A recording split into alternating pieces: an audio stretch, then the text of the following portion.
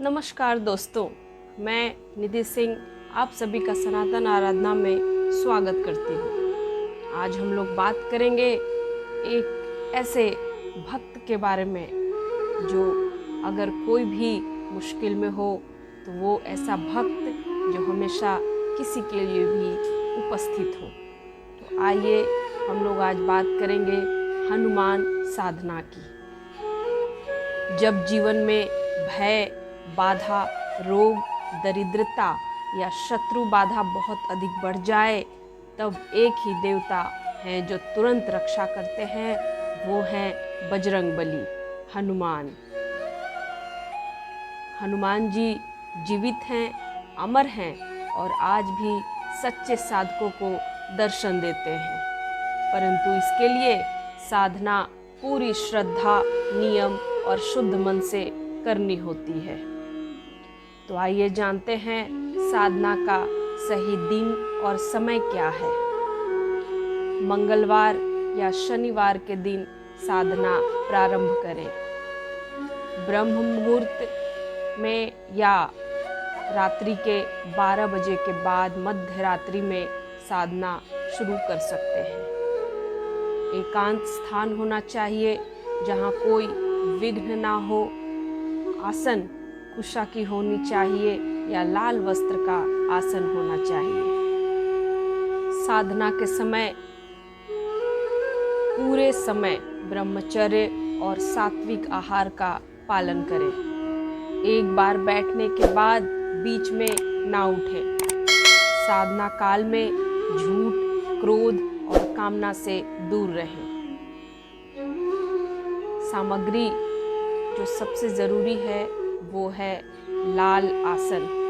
बैठने के लिए हनुमान जी का चित्र, ध्यान और पूजन के लिए चमेली का तेल, दीपक व चढ़ावे के लिए, लाल फूल अर्पण के लिए और नारियल समर्पण के लिए, गुंगुल वातावरण शुद्ध करने के लिए, घी का दीपक साधना के दौरान जलाने के लिए, हनुमान चालीसा या कवच पाठ करने के लिए, लाल कपड़ा या गमछा वस्त्र पहनने के लिए। ध्यान रखें, साधना में सिर्फ लाल वस्त्र ही धारण करें और अगर वो बिना सिला हुआ हो तो और अच्छी बात है। जिसमें राम राम लिखा हो वैसा एक चादर जरूर होना चाहिए जिसको आप अपने शरीर के ऊपर ढक सकें। सबसे पहले स्थापन और शुद्धिकरण करें। हाथ में जल लेकर संकल्प लें, मैं अपना नाम बोलें और जिस उद्देश्य से आप लोग ये साधना कर रहे हैं वो उद्देश्य जरूर बोलें। और फिर ऐसा मन में सोचें, हनुमान जी आपके ऊपर कृपा करें। फिर दीपक जलाएं, हनुमान जी को तिलक करें, फूल अर्पित करें, मिठाई रखें, ध्यान करें। उसके बाद आँख बंद करके मन ही मन हनुमान जी की कल्पना करें। ऐसा मन में विचार करें, भगवान की आँखें तेजस्वी लाल रंग की हैं, वज्र के समान शरीर है, एक हाथ में गदा, एक में पर्वत, मुख से राम नाम और रौद्र भी है और करुणामय भी है। मंत्र 11,000 या 21,000 जाप करें। ओं हंग हनुमते रुद्रात्मकाय हुं फट, ये मंत्र जाप कर सकते हैं। और भी एक मंत्र है वो भी जाप आप कर सकते हैं। इसके बाद हनुमान चालीसा या कवच का पाठ करें। आप 21 बार जरूर करें या प्रतिदिन 108 बार मंत्र जाप करें। यह नियमित भक्ति साधना मानी जाती है और बहुत लाभकारी होती है। अगर आप एक दिन में 21,000 नहीं कर सकते तो 108 आप डेली भी कर सकते हैं।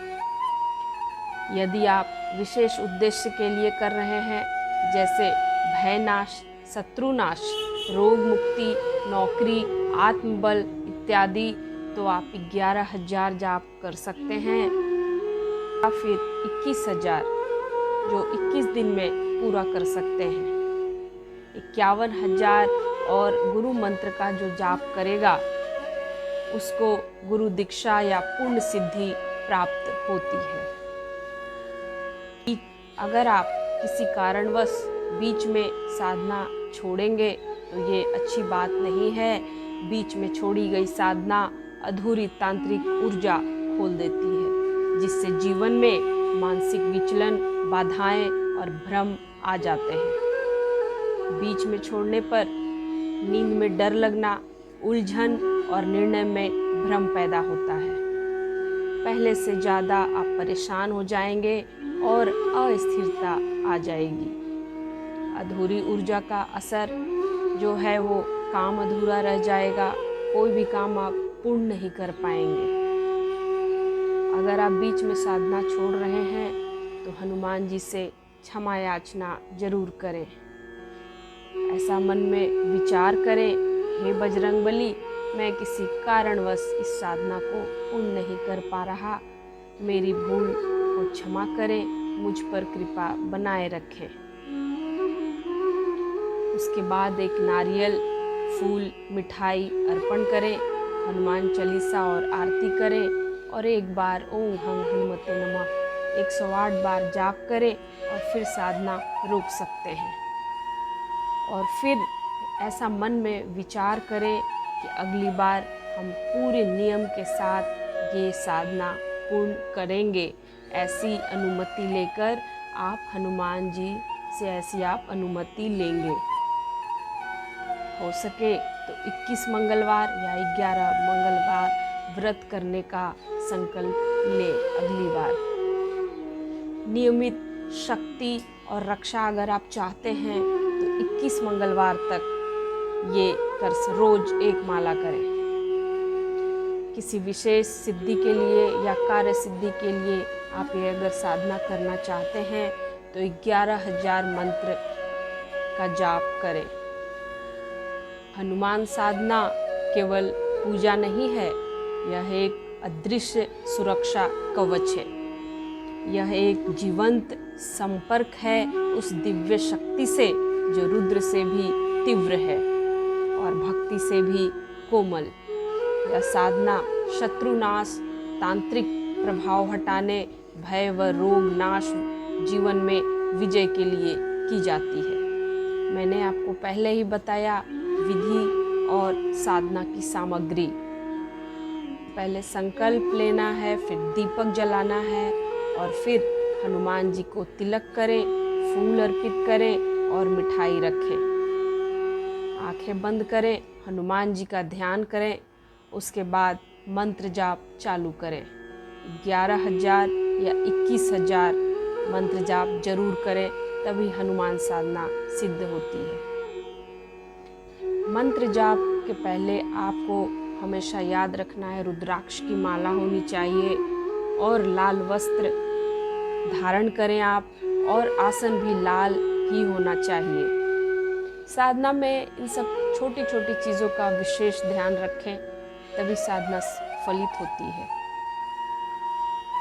ये सब के बाद हनुमान बाहुक या हनुमान कवच का पाठ जरूर करें। फिर आरती करें, उसके बाद नारियल फोड़ें या आप अर्पित भी कर सकते हैं। अपनी मनोकामना बोले, फिर हाथ में पुष्प लेकर भगवान को पुष्पांजलि जरूर दें। साधना के जो नियम हैं उसमें सबसे पहले आप ब्रह्मचर्य का पालन जरूर करें। मांस, मदिरा, तामसिक भोजन वर्जित है। केवल हनुमान या राम नाम का ही जप करें। क्रोध, छल और वाणी का दुरुपयोग इस दौरान बिल्कुल भी ना करें। हनुमान जी की साधना से विशेष लाभ जो है वो है तंत्र मंत्र या ऊपरी बाधा से सुरक्षा, अदृश्य भय का नाश, आत्मबल और आत्मविश्वास में वृद्धि होती है। निर्णय क्षमता और वाणी में भी प्रभाव दिखने लगता है। कोर्ट केस, कर्ज, शत्रु, नौकरी में सफलता, ये सब भी आपको प्राप्त होती है। हनुमान जी आपको स्वप्न में दर्शन भी देते हैं या दिव्य संकेत जरूर मिलता है। हनुमान जी केवल देवता नहीं हैं, वह एक चेतना, एक ऊर्जा है। एक बार हनुमान साधना सिद्ध हो जाए तो साधक के जीवन में शत्रु, कोई भय, कोई बाधा टिक नहीं सकती। भक्ति हो तो हनुमान जैसी, सेवा हो तो राम के चरणों जैसी, और साधना हो तो संकल्प से सिद्धि हो। यही है असली जीवन का सुरक्षा कवच, यानी हनुमान साधना।